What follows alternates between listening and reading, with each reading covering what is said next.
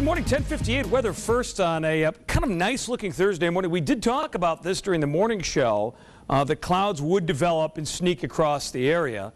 And I really think it's still going to be relatively warm today. Weather first 24-hour day planning forecast calls for these clouds to thicken up as the day moves along. There may be periodic breaks of sunshine, but generally speaking, the clouds will be thickening. 90 the noon hour, 96 by 5. Not a lot of wind, but it will be breezier later today. Your winds now momentarily light out of the north-northeast. 82 is your current temp, dew point's 37. 10:59 is your time. Full forecast in a bit, but now your news. Our top story on Action News Live at midday. It has happened again. 2 construction workers hurt on the site of a major construction project on the Strip. Good morning again, everyone. Thanks for joining us. I'm Casey Smith. Tiffany Sargent is on assignment. Let's get right to our top story. An accident at the Fontainebleau construction site. Action News reporter Jessica Lovell joins us live at the scene. Jess, what is the latest?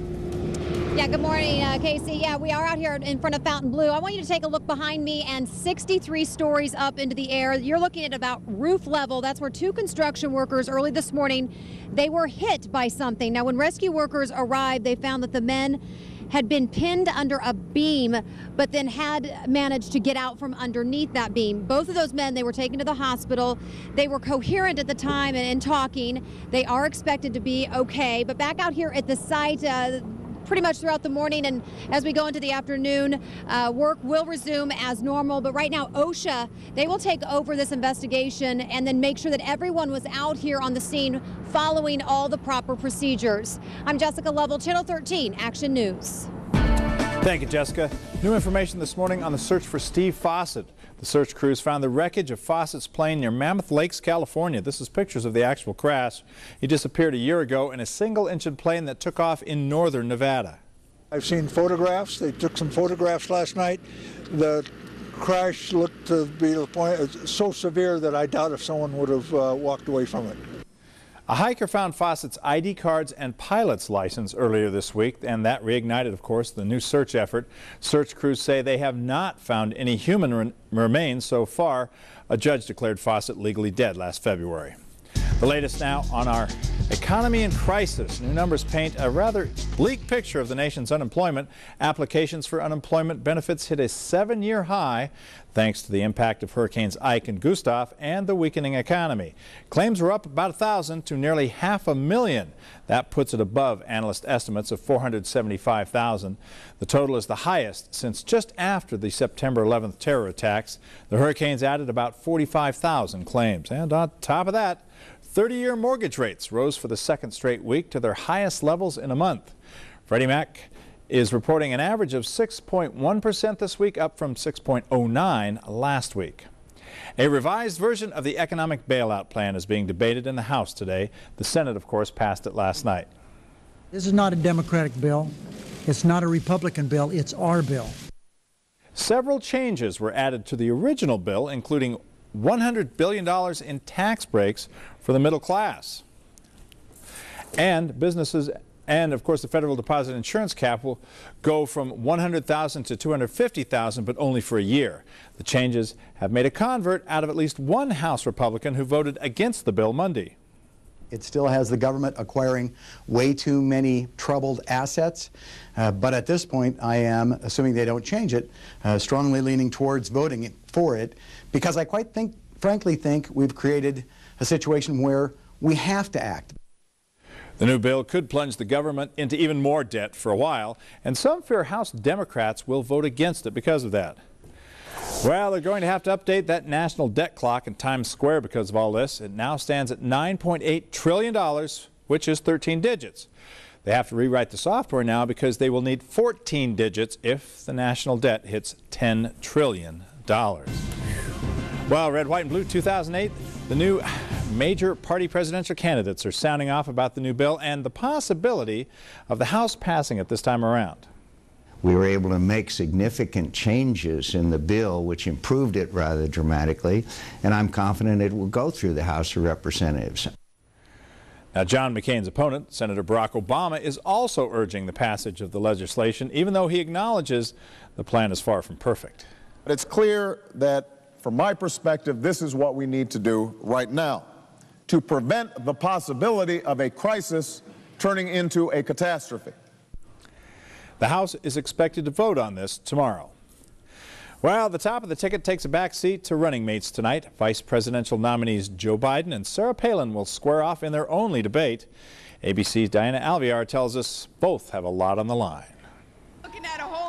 Forget the rallies and the speeches. Thursday, the vice presidential candidates Joe Biden and Sarah Palin will take the stage at Washington University in St. Louis, unscripted and unfiltered for their one and only face-to-face matchup. Each has much to prove to voters. Palin, perhaps more than Biden. A new ABC News Washington Post poll shows 6 out of 10 respondents say the governor does not have enough experience to be president. And when it comes to understanding complex issues, respondents overwhelmingly favor Biden, 75% compared to only 46% for Palin. Mission number one is make no mistake. That could be nearly fatal to the McCain campaign. Biden, known for his own verbal misfires, must be careful not to allow a repeat of the 1984 vice presidential debate. Let me help you with the difference, Ms. Ferraro, between Iran and the embassy in Lebanon. Let me just say, first of all, that I almost resent Vice President Bush, your patronizing attitude that you have to teach me about foreign policy. Biden has consulted with his female colleagues who've advised him to treat Palin like any other worthy opponent, while Palin's been practicing at John McCain's home in Sedona, cramming on topics ranging from the economy to foreign policy. Unlike other vice presidential debates, experts say the one here at Washington University has the potential to impact the outcome of the election. It's expected to be watched by millions of voters. Diana Alvear, ABC News, St. Louis. And you can watch the debate right here on Channel 13. It starts at 6, runs until 8. Ugly Betty is after that, then a special edition of Action News at 9 o'clock. And of course, we'll have Action News live at 11 for you. Well, we wanted to hear from Action News viewers about what they would ask the candidates in tonight's debate. Here's a look at a couple of the responses. Dee writes, how do you plan to change the health care in this country so that everyone has health insurance, including children and 52-year-olds? Ariel wants to know about the economy. My questions to both of them is, how are they going to package the problems we are encountering now with jobs, health, school, and housing? Well, Senator Joe Biden is coming under a little fire for statements he made about being, quote, forced down in a helicopter by Afghan extremists, unquote.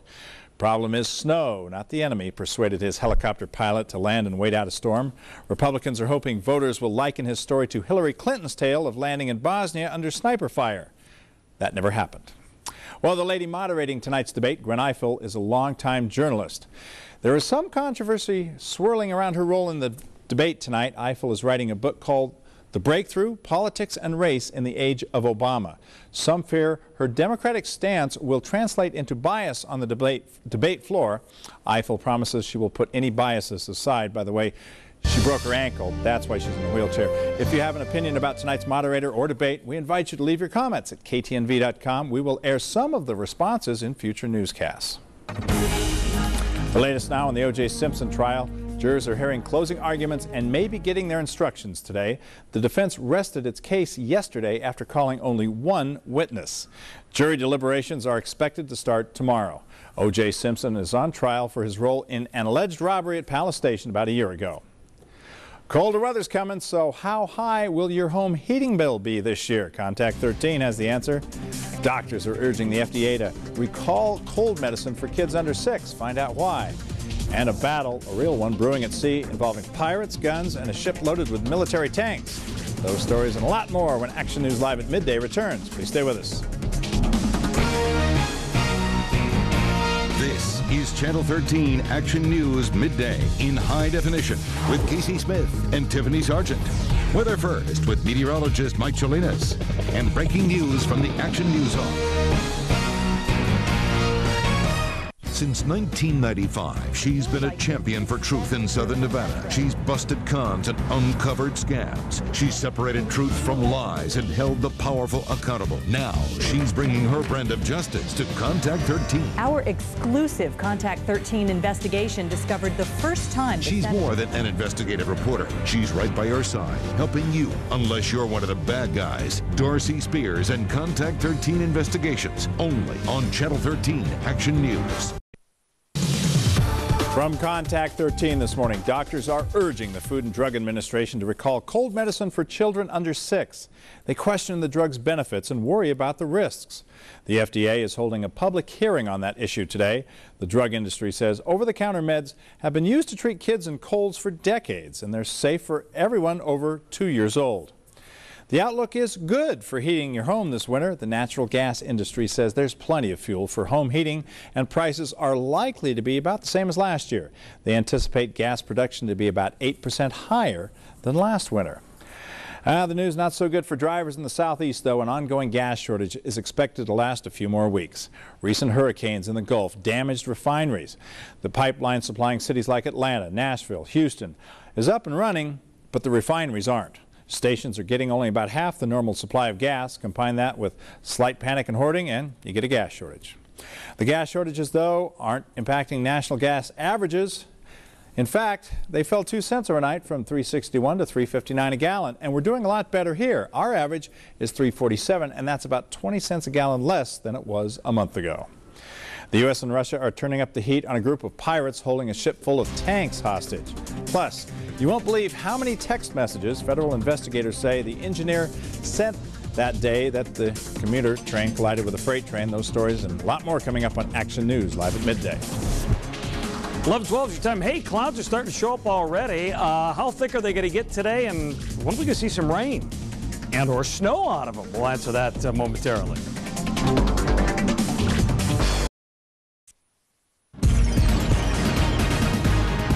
Good morning. 11:14 is your time. Here's a look at your weather first forecast. Thursday is here in all its splendor and glory. And we're starting to cloud over a little bit out there. In fact, we've had a slight change, and this is the change that I was talking about earlier this morning, in the sense that where we were drying off in the atmosphere, now we're starting to add a little moisture. Dew point change over the course of the past 24 hours has us up 6 degrees in dew point. That means a little more moisture, a little more water vapor out there than what there was yesterday at this specific juncture in time. Now, if we take a look at that weather first 24-hour day planning forecast, this is what we were looking for this morning, is our atmosphere to cloud up a bit. Periodic points of sunshine, but the clouds will thicken later today. 90 is your noontime temp, and then I'm going like 96 for the eventual high. Right now, 85, dew points at 38, humidity at 19%, the winds for the moment out of the east at 6. As warm as 91 right now at Nellis at Sunrise, 89 downtown, 85 Spring Valley, and 84 at Southern Highlands. Winds negligible for the most part around the valley, relatively light, but as high pressure works towards the east, and we start to see a rather vigorous area of low pressure work in from the west, we will begin to see the winds pick up just a bit. Satellite imagery shows that constant swath of clouds moving through. Notice that behind this band that's atop us right now, there may be some momentary clearing before we see some more clouds stroll in later this afternoon.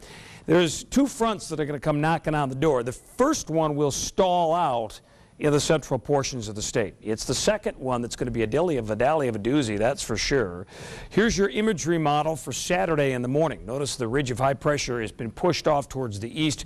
Here comes your area of low pressure in from the west, and this is going to pull in some instability, and along with it, quite a bit of wind. We'll see that develop tomorrow afternoon right through Sunday morning. Futurecast radar shows this secondary batch of precip moving through on Saturday. Most of it will be refined well to the north of us. But I do think here in the southern portions of the state, we could get some rain and may even see a flake or two of snow in the highest elevations of the nearby spring range. Quite a bit of rain forecast for Northern California. Could see as much as an inch, perhaps. Today, though, you know, a mix of sun and clouds. 96 Henderson, 92 Summerlin, 69 Mount Charleston, as warm as 95 Boulder City, and a $103 down in Laughlin. Don't forget Pahrump over the hump. It'll be 92. Here's your forecast for tomorrow. More clouds, windier in the 90s. Saturday, that front comes moving through, spark showers in the valley, maybe some snow way up on top of Mount Charleston. 84 to be windy. Then Sunday, we'll see reverse clearing. It'll be cloudy in the morning, then some sunshine in the afternoon, 81 and windy, and then Monday, Tuesday, Wednesday, Thursday, look nice. 11:17 is your time. Thanks, Mike. New information on that Metrolink crash in California.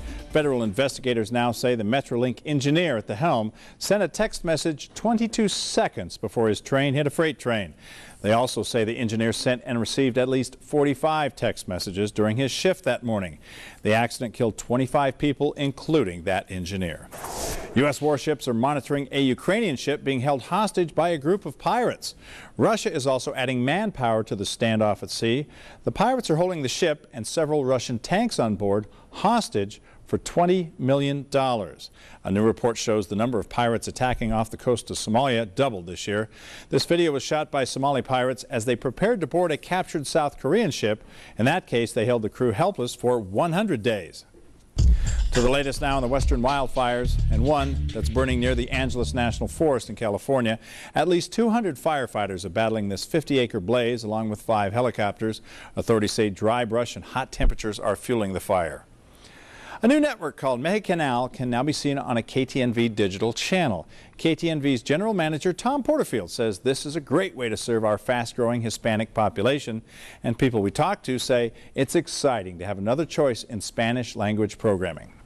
If people, regardless of what their household is, are watching ABC and then they see that, you know, there's something else for them, that there's the option for that, and we're glad to provide that for people. It makes me feel good because I got family in Mexico, and I mean, it'll help a lot of people.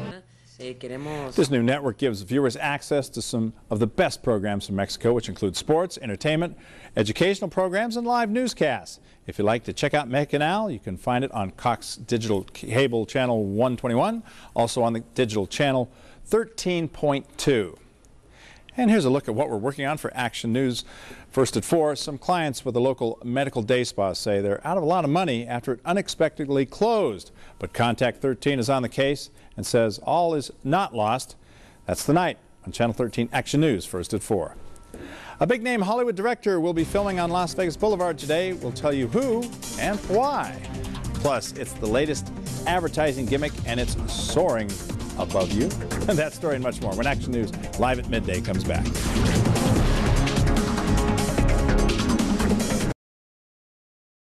Action News live at 11 with Nina Raditich and Steve Wolford. Meteorologist Brian Schofield and Emmy winner Darcy Spears' Contact 13 investigations. If you haven't made the switch yet, move up to Channel 13 Action News live at 11. Now, Channel 13 Action News in high definition continues. Hollywood movie-making magic on the Strip. Movie director Brett Ratner is shooting a new commercial. It's for Steve Wynn's new Encore project.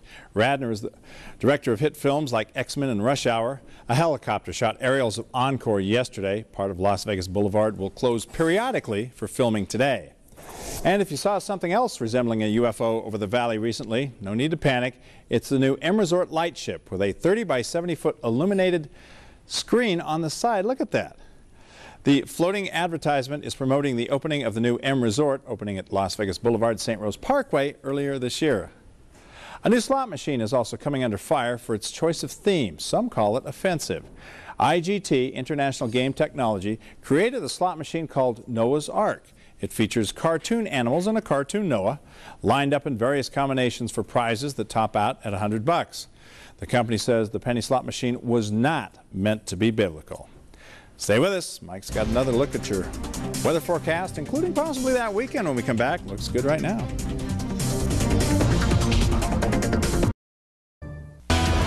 The Channel 13 Action News Hawk, sponsored by Tuscany Suites and Casino. Meet me at the Tuscany. Ciao bello. Good morning, 11:27 is your time outside right now. Some clouds, 85 degrees later today on our Weather First 24-hour day planning forecast. I think the clouds will break at a point this afternoon, probably in several hours from now. We'll see some momentary sunshine before more clouds come our way. 90, the noon hour, 96 degrees by 5. If you're sniffling, you better check the allergy report. We're into the mix now. Thursday and Friday in the low category, and then Saturday and Sunday in the moderate category. And doggone those little ugly ragweeds and sagebrush. Look out, they're coming your way and they're causing you to sniffle. Yep, that's going away pretty soon. I don't make this stuff up. Can't make this stuff up. It's weather. We rely on that's allergy first at 4. Cover all scopes. Keno pods. Keno pods. Don't start this.